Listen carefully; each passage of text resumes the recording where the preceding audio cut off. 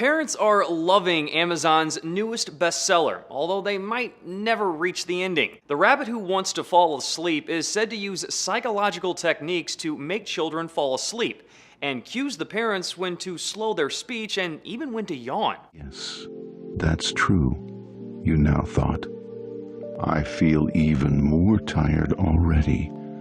Now, he has made me sleepier. The Swedish psychologist who wrote the book told CBS the language pattern and sentence structure is the secret. He said, "One could say that this story is the verbal equivalent of rocking the baby to sleep." There are parents who claim the book doesn't work, or at least doesn't get their children to sleep any faster. It might be because the psychology of falling asleep isn't as much of a formula as it seems.